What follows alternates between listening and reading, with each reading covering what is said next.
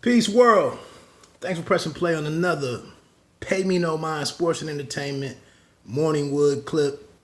I'm the creator here, Wood, R.L. Woodson. Man, I am really concerned about what's going on in the NBA Finals or what the next two games hold for the NBA Finals. I believe we have tomorrow night, Wednesday, and Friday, I believe, is game 4. 82% of the time, the winner of Game 3 goes on to win the series. And this is critical for Golden State, in my opinion, because they're simply running out of manpower at this point. Klay Thompson, the reports are that they're optimistic that he plays. I would assume that he's out there. I think in the previous round, Lillard was battling with a hamstring issue or whatnot. But I remember years ago, a hamstring injury took Magic Johnson out of the game in the Bulls' first. Wasn't that the Bulls' first title? So, I just Looney's played a key role. He's logged some key minutes. He's taken over some, responsibility of some areas that the heavy lifting. He's done a lot of the heavy lifting. He's a guy that can play, that seems to play 3 or 4 positions. He's an effort guy. You need that effort, heart, and he's about, as close to a physical presence as they have, I want to say. Well, I guess Draymond. But Looney pops up in all those weird places. Excuse me. The one thing I think that is in the favor of Golden State is I was getting the feeling of that first series with the finals with the Mavericks and the Heat. A lot of shots were going in up in Toronto for the Raptors by a lot of different guys. Obviously, Siakam with the 32-point game or whatever in game 1. But it was almost like in different stretches, the ball was going through the hoop in a similar fashion to what the Mavericks did against that. But the Mavericks completed the job. I don't think that's going to translate to Oakland or to the Bay Area for this game 3. I really don't. But being down Looney, who's out indefinitely, no KD. We don't know what version of Klay is out there and how he can get around. I just think the defensive assignments are going to be messed up or out of whack for Golden State. So, man, it's a shame to get to the pinnacle of the NBA season and the sport, the finals, and to have to fill in with all of these different these new faces, these different faces. Cook probably plays a lot more. Jordan Bell, if he's good to go, probably does a lot more. Bogut is probably out there a whole lot more. Livingston, who seems to not want to shoot the damn basketball a lot.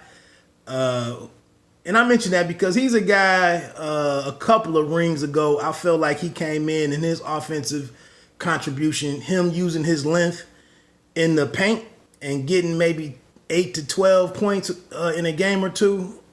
That was probably that might have been the first win when Harrison Barnes was still there. But he was a guy that came in and I thought shot some high percentage shots, took advantage of him being a mismatch, at the position and who was guarding him. And it just seems like the last couple of finals runs, he really hasn't contributed in the same way. And then without him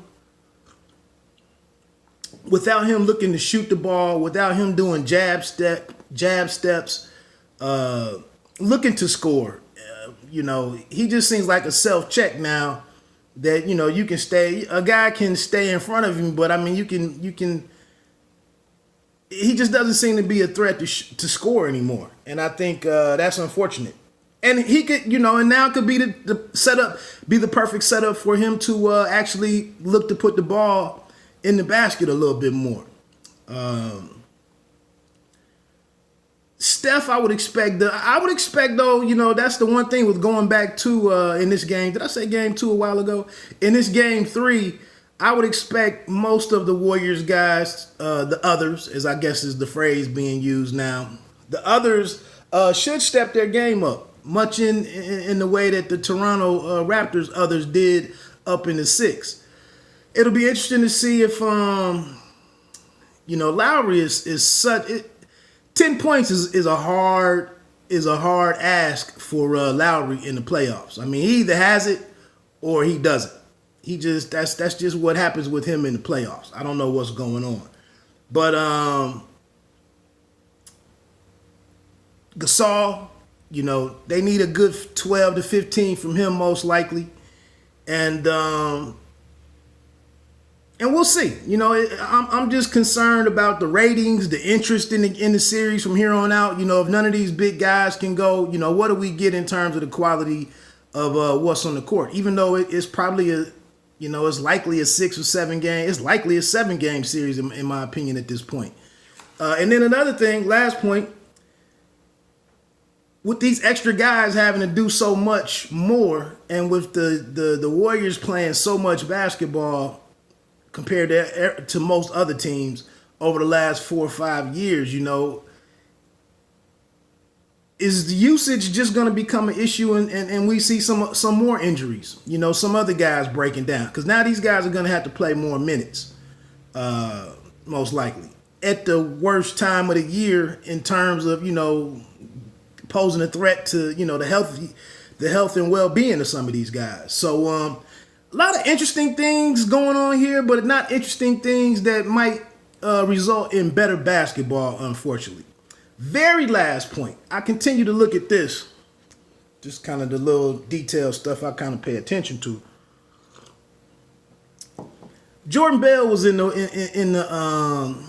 doghouse a little bit this season. Does he go and get? Is he in the offseason? Is he going and getting with a skills coach and improving his ball handling? I mean, he's a 6'8", 6'7" and 6'8.5", 6'9" guy, whatever he's listed at. But outside of 2 or 3 dribbles in the straight direction, in a straight line, he really just doesn't do a whole lot. And he's not challenging shots the way that he did his last year at the University of Oregon. And I just don't know how you get into the league and don't work on these types of things. Like, no, he may never be a 16, 18 point per game guy, but could you improve your ball handling to where you can run the break? You can put the ball on the ground and get to the rim a couple of times or something, not have to catch alley-oops or set screens and do rim runs and stuff. Like, I just wonder sometimes about player development in the NBA. And he's a guy in a great situation, on a great team. It just seems like,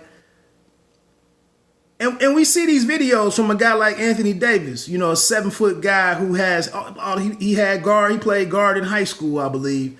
But Jordan Bell is just seems like he was a guy that played with his back to the basket in college, and we see somebody like in similar fashion, what's his name was over there, Draymond was, he was a guy that played with his back a lot in college, and now he's pointing forward, and